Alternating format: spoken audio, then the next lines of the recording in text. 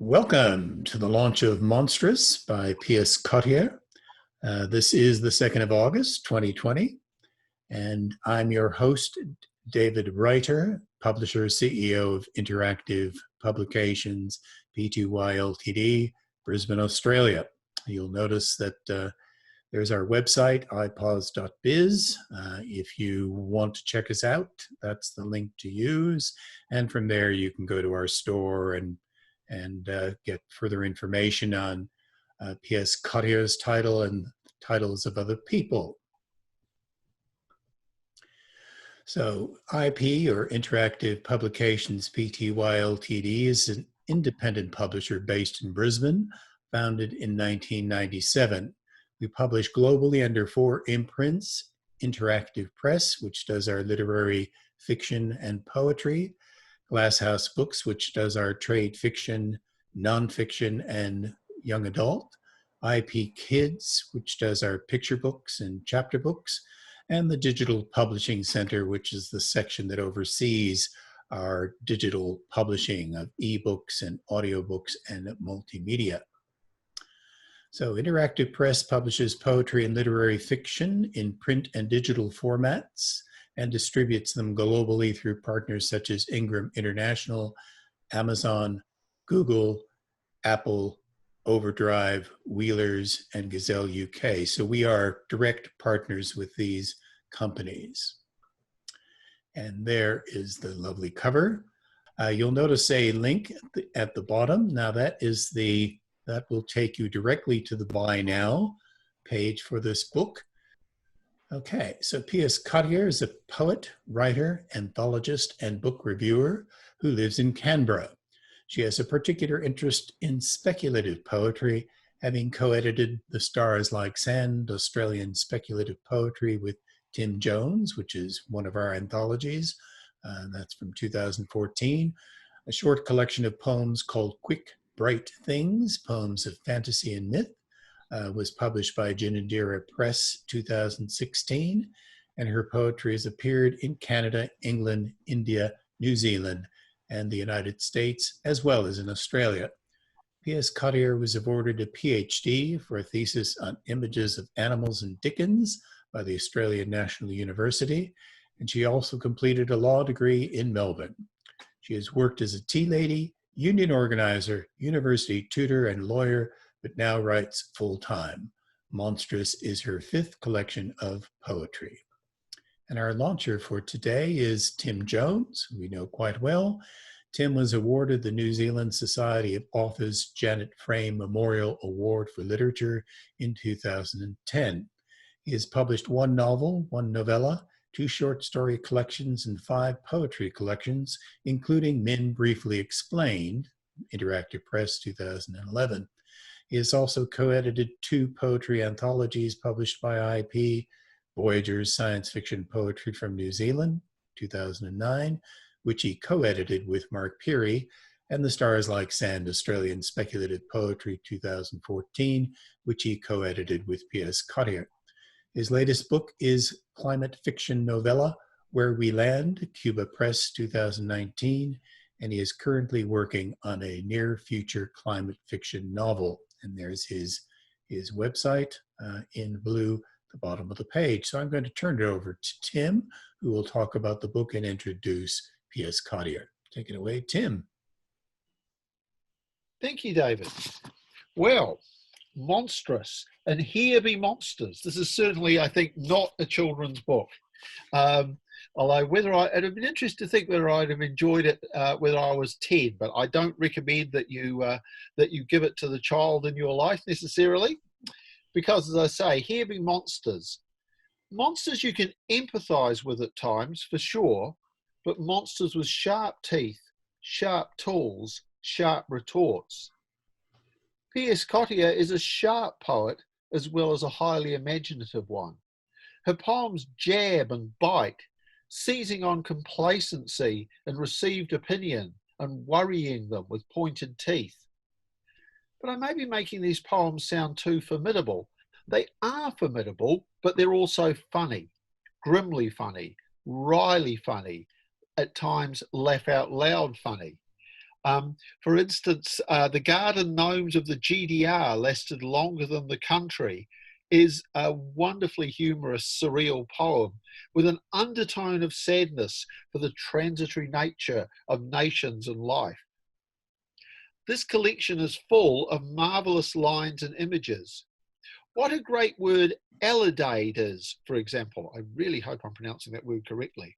And it's in the very first poem in the book. Lucky surveyors to be able to use an instrument with such a marvelous name. As a result of this book, I'll be shuddering at gnomes from now on, but there are a whole range of monsters on display here. In the sundry monsters section, who can fail to admire the star shark and his eternal night-bringing grin? What a great closing image for that poem. And I think my very favourite image in a collection full of wondrous images is the way PS Cottier describes a particular freckle in the poem named after them. There's a lot of great descriptions, but this one, especially for me as somebody born in the UK, was a particular favourite. She calls it a full Brexit of portraiture, disastrous yet achingly slow. And even cricket can be monstrous, as any long-suffering New Zealand cricket fan, such as myself, will agree. See the Ashes 3150 AD for that. Pity the fool who becomes obsessed with Ada Lovelace. The poet narrator of A Steam Engine to the Moon, an invented poet, is one such fool. He's a sheep who fancies himself a tiger and finds himself way over his head in mysteries he can't comprehend. I couldn't help feeling a certain sympathy for this lunkhead as he chronicles, or rather PS Cottier chronicles using his voice, his every stumble and self-delusion. Sail on, you reserve grade Lord Byron. But in the words of a Kiwi song, well, it was written by a Kiwi anyway, it was great when it all began. I was a regular Frankie fan. And that's why I've chose to read one of the poems from the initial section of the book, a series of poems based on Mary Shelley's Frankenstein or the Modern Prometheus. Enjoy this electric poem and then enjoy listening to the author and go forth and get yourself a copy of this fine collection. So the poem I'm going to read is The Rough Beast Reaches Bethlehem Every Day and Calvary Too. And there's a short before it to set the context. We have the creature sees a projection of moving pictures upon the ice in which another monster appears. He begins to understand that he is immortal. He wears metal pushed through skin, difference imprinted, nay, sculpted into him, subtle as a railway. The monster's bolts to receive electricity were implanted there in 1931. Etymologically apt, the make-up man's name was Jack Pierce. This creature is Saint Sebastian, pierced by too little love. A second coming, nails driven into neck, not hands. This original replicant continually reborn. This creature, begotten son of science and a woman named Mary, born of her unseen Mother Mary, is constantly betrayed, constantly crucified, an echo of an echo. This is the bolt that Jack built. This is the neck, pierced by knowledge, his skin a book beyond mere tattoo, impressed even more deeply. Print, skin, and hot metal are one. He rises again and again, resurrected by celluloid. He is found wanting by the court, the Hollywood court of beauty, is hoisted again in 3D. I am this same monster of thick tongue and poor diction, stumbling through an electric world. Escape is never a possibility. You read me into being again as you hold this thin, icy book. Read my footprints, the impression lingers. And now I'd like to introduce the poet herself, PS Cottier. Over to you. Thank you so much, Tim. I'd like to start, before going into my thanks, by acknowledging the Ngunnawal people on whose land this part of the launch is taking place. And I'd like to pay my respects to their elders, both past, present and emerging. And I'd just like to run through a few things. I'd like to thank Tim for that great speech. It's always wonderful to hear your poems read by someone else and to see they actually make sense, that someone else can make sense of them. I'd like to thank Kaaron Warren, and I know Kaaron is trying to connect, but there is a huge outage in Canberra, so she was trying to put it through her phone, but having difficulty with the amount of data. So Kaaron, for her wonderful introduction to the book, and also part of that is used as a blurb. Andrew Gallan also read the book very carefully and wrote a very, I think, remarkable blurb, going far beyond the usual, hey, this is terrific type thing. So thank you, Andrew. And I'd like to thank Zoe Hartland for the Gnome, and Jeffrey Dunn for the author photo, and also Dr. David Reiter for taking a chance with what is a very unusual book. And now I'd like to read a few poems from the book. This is from the second section, which is called Hideous Whimsy, a Garden of Gnomes. The belly of the gnome. Round not because of ale, not because of bratwurst, but with a growing egg. Like platypus, like echidna, all young gnomes hatch. Dubious concrete glee must be maintained, batch after hatted batch. The layer is always a he. His stomach splits like a smile. Egg drops onto Mary boots. Overnight, wound will heal. The youngster breaks the shell with a handy tool, spade or rake. Some ask the frogs they ride on to kick the shell into submission. Some tunnel out with pipes as they are born to tobacco or its cuter accoutrements. Those who see the process have never lived to tell, but have found clutching chests as if their hearts were gnomes, also anxious to explore. Convenient toadstools provide solutions for the gnomes, sails that cause hearts to flutter, flutter, flop, and stop. I sip my wine so cautiously. I know the gnomes will come. Love the prop. Yeah, I've only got it as a prop, David. Now, as I say, Kaaron Warren, who I think is still struggling to connect, going by the SMSs, picked this as her favourite poem, and who am I to argue with Kaaron Warren on matters of horror?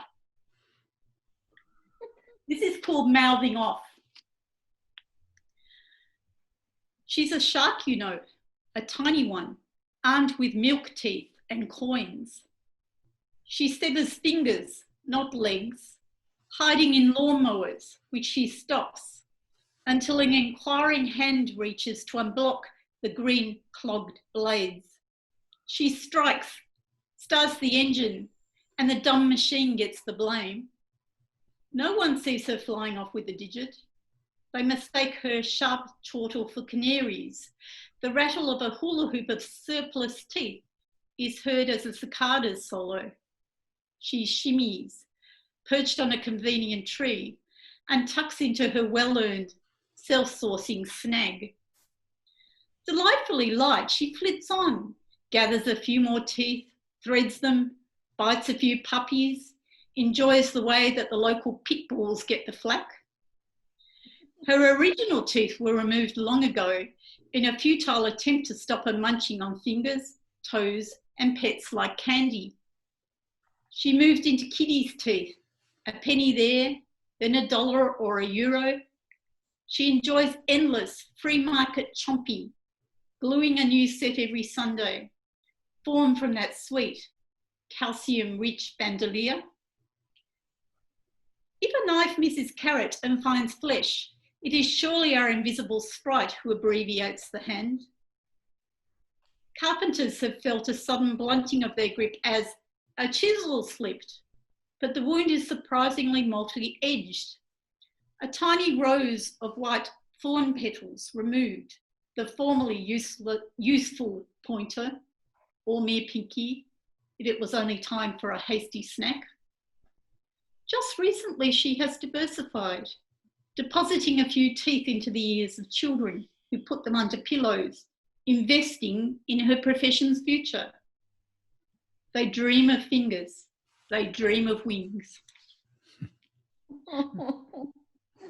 Now, the next section is the most difficult to find an extract from, and I can appreciate the dilemma that faces novelists when they're picking a short extract of a novel or a longer work.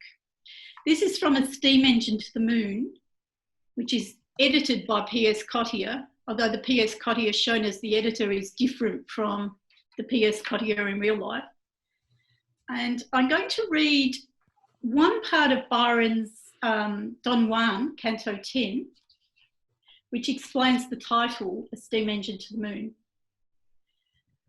Man fell with apples, and with apples rose.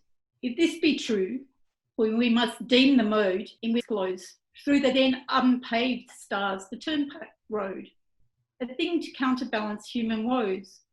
For ever since immortal man hath glowed with all kinds of mechanics, and full soon steam engines will conduct him to the moon. And I thought I'd just read the first passage, which is a bit monsterless, but monsters do appear on the trip to the moon.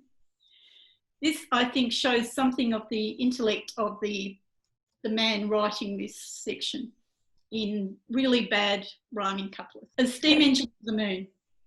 The ticket was parchment, rolled tight, delivered a full month before the flight, illuminated as if by ancient monk's hand, although the firm's offices are on the Strand. I enrolled this, my most precious cigar, that would take me up and take me so far as if I were smoke breathed into the sky, rewriting the meaning of the word high. The most glorious invention of the age, the engineer's genius and the sage, unknown who had set his strong will, Lord Byron's fleeting vision to fulfil, an aim within 5 years, if not sooner, to design a railway fully lunar. The scoffers scoffed as scoffers do, but the sage, would that I knew just who, put in track to ensure both the up and then the bringing back.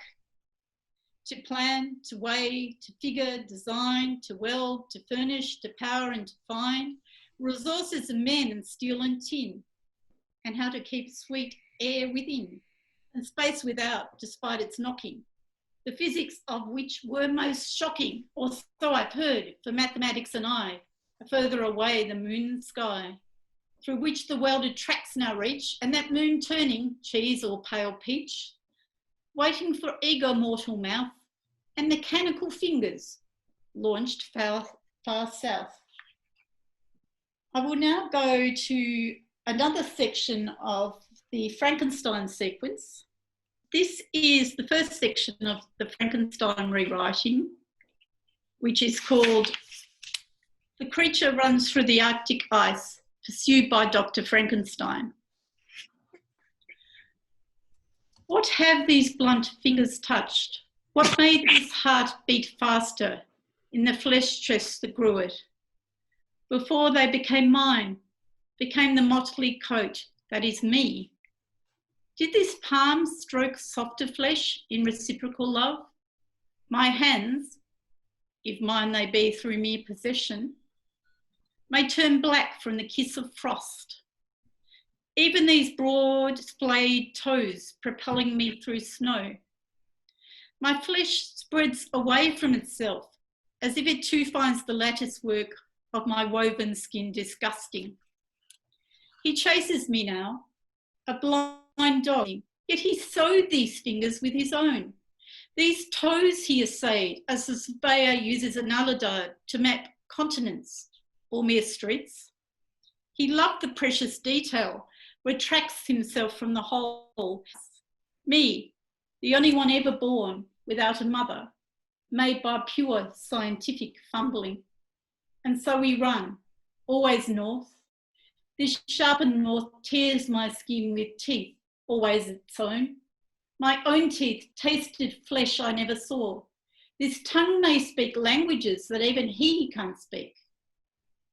I am the king of second hand, the prince of second feet. And I'll finish off because I'd like to open it up for some questions or comments or whatever you like. One quick gnome one, another gnome one. This is called The Smell of the Garden Gnome. Very few lean down and sniff their bodies, heavy as hangovers. Hint of durian, swig of whiskey, rotten tulip bulb, ruptured haggis, congealed blood sausage. All these dwell under tincture of pale pink rose, plucked in summer and boiled. Their stink is mere cat litter, is more cat litter than catnip, and will wriggle into the quiet caverns of your nose, hatching immortal worms of smell.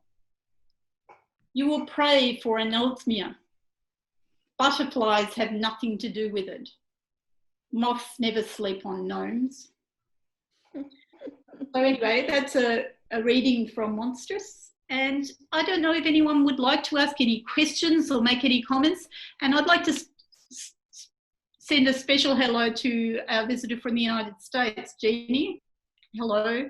And of course, Tim is in New Zealand. So that's the one good thing about Zoom. You can speak to people in other countries, which is good. It's an excellent tool that we're going to add to our arsenal, whether or not we in future have physical launches, which I hope we will. But I think it's quite useful to be able to reach out to people in other countries and even other states who are unable to attend the initial celebration of a book's launch. But yeah, let's open it up to a Q&A and see what people have to say about the book. Marianne. Of course. Congratulations. And I just want to give a big, apart from asking or making a comment, I want to give a big shout out to an essay that PS Cottier has written that's published in the Canberra Times maybe yesterday, which I have now passed on to 20 people. It is a really profound meditation on reading and writing and creating in general, I think, in the time that we're living in. I'm in Melbourne, which obviously, is not looking good at the moment. But I wanted to make a comment. I really liked what Tim said about that you're a sharp poet and also a very funny poet, because you are. And I have known you for a long time, and I think back to when you were doing your PhD on animals, images of animals in Charles Dickens. And one of the things that I've really loved about your work, and I'm hearing it reflected here, and just most recently in listening to that Frankenstein extract, is your acerbic care for the fact that the world shouldn't revolve around humans.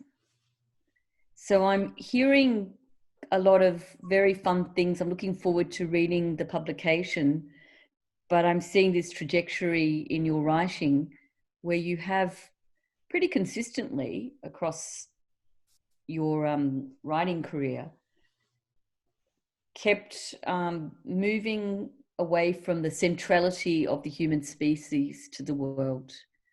Am I completely off point with that observation, PS Cottier? Well, that's very interesting. other collection that's just been published, and the article Mary Ann mentioned, which if I had someone's put the essay up. Thank you, Tim. It's also up on our Facebook page if people want to go to interactive They really publication must page. read it. It's so fantastic. It's really, That deals with my other book as well, which I won't focus on here, but called Utterly, which is by Genendera Press. And that certainly has a lot of poems about animals themselves. I suppose Monstrous is different in that the creatures, apart from humans, it contains are horrible mythical creatures in one way or another. So it is taking the focus away from the merely human, but into a more supernatural element, which is different from, I think, what you were speaking about, Mary Ann. But of course now it's terribly comforting to read horror poems or horror novels at the moment because we're surrounded by real horror,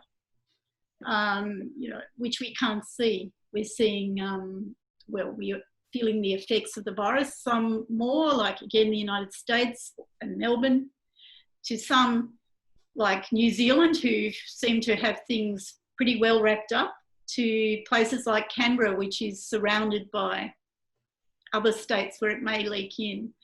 So, I mean, that's showing us how much unseen entities can affect our life. And although mine are fantasy as opposed to real viral entities, I think it's timely in that way, that there is more than we can see around us. Okay, any other questions? We have a few minutes left. Oh, it's Penelope asking a question. The other Penelope. No, I was just saying, yes, I'd love to hear another poem, but I sort of wanted to echo a bit what Mary Ann was saying about, you're taking the centrality of humans away, and your poetry, there's a lot of empathy for the non-human, even in your imaginary creatures, and it reminds me in a lot of ways of a sort of parallel in visual art, which was the exhibition they had at called Hyperreal at the National Gallery. I don't know how many people saw that a couple of years ago, and they had a lot of the sculptures of Patricia Piccinini and the way she creates monsters, but monsters for whom you feel such empathy, more empathy in some ways than you do for the humans that are interacting with those monsters. And that came across very clearly in that that second one the second Frankenstein one you read. I thought, the monster is the one you feel empathy for. Not I always call him the creature. I always call him the creature rather than the monster, which is how Mary Shelley tended to refer to him, which is interesting. Yeah. Anyway, loving the poetry. It's great. Well, this is one that's been around for a while, and it won't be ending things on a light note, but that's okay. This is called The Fruit of Her Hands, which is from Proverbs in the Bible. The quotation, "She maketh herself coverings of tapestry," which is from Proverbs. "She pulls the thin wire through, no need for a needle. The skin yields, as if in love, to this elaborate piercing, and bones provide the loom. Her right hand boasts lines unreadable by any palmist, mute poems of perfect scansion. A pattern of virtue she sews, always with her plain left hand. Now she wears a mesh glove painted with liquid ruby, which slides to the floor. Ankles wear sudden scarlet. Her lapdog tastes abundance." Well, that's a jolly Okay. finish on. That's a jolly ending, indeed.